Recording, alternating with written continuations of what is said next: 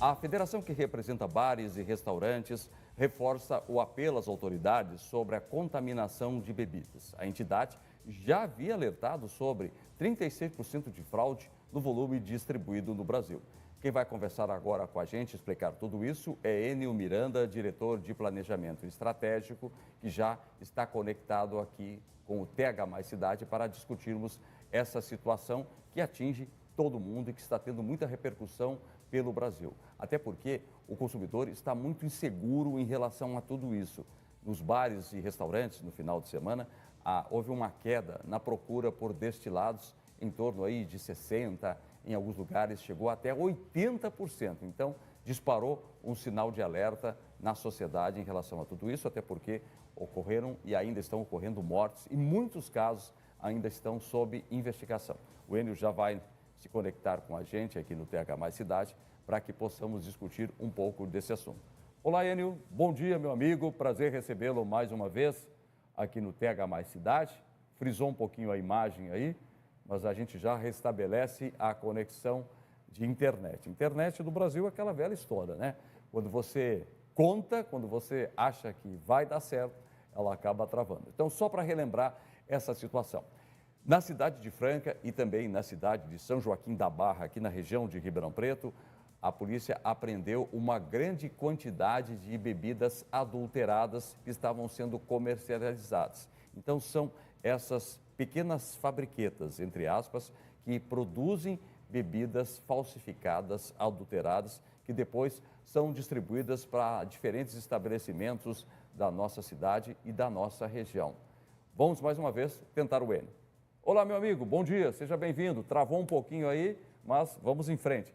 Enio, bom, a sociedade continua ainda muito preocupada com relação ao que vem acontecendo e da parte de vocês também há a mesma posição, vocês estão aí emitindo notas constantes para que as autoridades resolvam essa situação. É sobre isso que nós queríamos, no primeiro momento, conversar com você. Quais são as providências que a federação está tomando? Bom dia, João. É um prazer estar de volta aqui ao TH Mais Cidade. Desculpa, deu uma travada na internet aqui, tecnologia.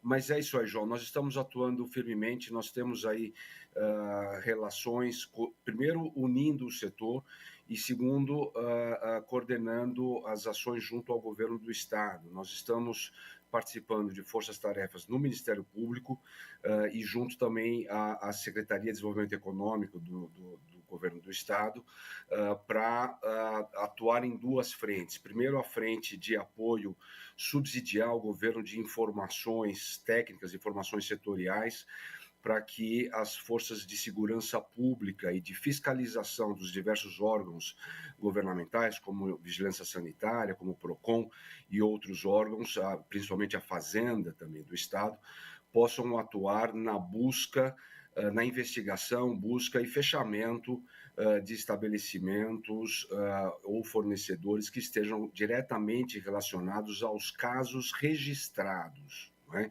Então, essa é uma força-tarefa de contenção da crise e de identificação da fonte, da origem desse envenenamento. Não é?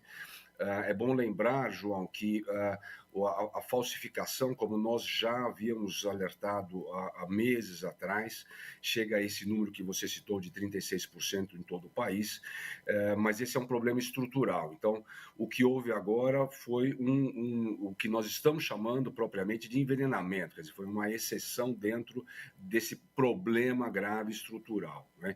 Então, a primeira força é de contenção, localização, identificação da procedência desse material, que está sendo coordenada pelo governo do Estado. Nós estamos em parceria, atuando juntos, apoiando as ações do governador Tarcísio, dos secretários e dos órgãos públicos nesse sentido.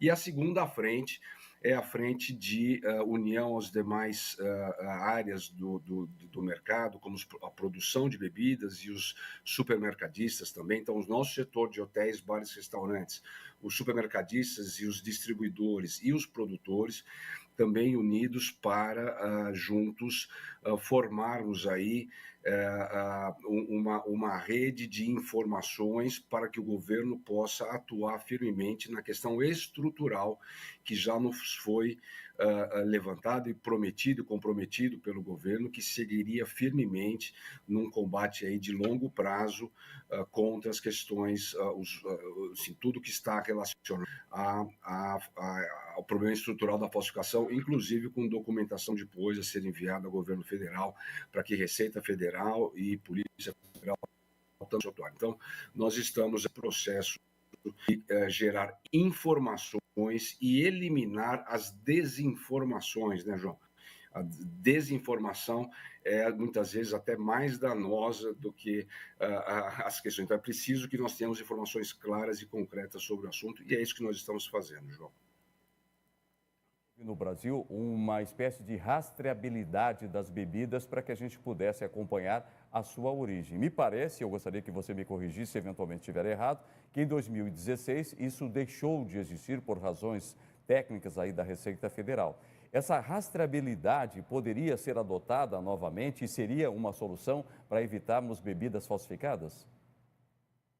Exatamente, João. O Sicov, que é o sistema de controle de bebidas, que era aqueles lacres, aqueles selos que é da Casa da Moeda do Brasil, coordenado pela Receita Federal, deixou de funcionar em 2016 por diversas razões ali daquele momento, mas nós estamos pleiteando firmemente que volte esse sistema e estamos também estudando aí com a indústria outras possibilidades de tecnologia na rastreabilidade dos produtos para poder gerar mais segurança, tanto a nós, estabelecimentos que vendemos o produto, que somos vítimas junto da sociedade de todo esse processo, e aos consumidores que possam ter mais segurança no consumo da sua bebida. Então, esse sistema é um sistema muito importante, ele certamente reduziria, evitaria muito esse desvio estrutural gigantesco, não só de bebidas, no caso de bebidas alcoólicas, mas também de outros produtos aí que nós temos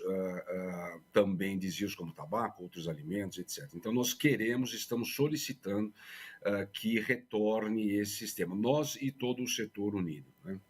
Enio, por causa desse contexto momentâneo de insegurança, a gente percebeu aqui no interior de São Paulo, em bares e restaurantes, que as vendas de destilados nesse final de semana, pontualmente, caíram consideravelmente. Em alguns locais foi na ordem de 50%, em outros chegaram essas quedas a 80%. Qual é a estatística, se é que você tem, no estado todo como um reflexo dessa situação?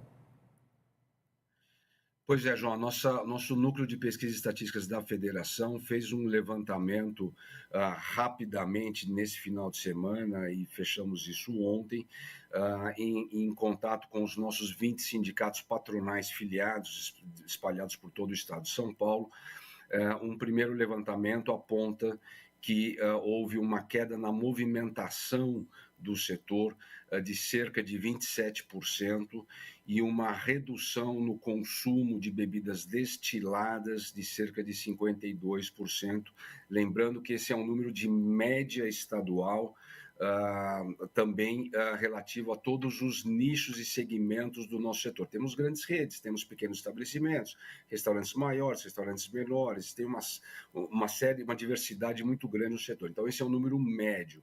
Nós sabemos, obviamente, que em algumas localidades, como centro de São Paulo, por exemplo, ou das principais cidades do estado, essa redução foi maior. Nós temos registros aí de casos de alguns estabelecimentos que simplesmente não venderam nenhuma bebida destilada, mas houve também, João, uma migração para dentro do produto bebida alcoólica, não é?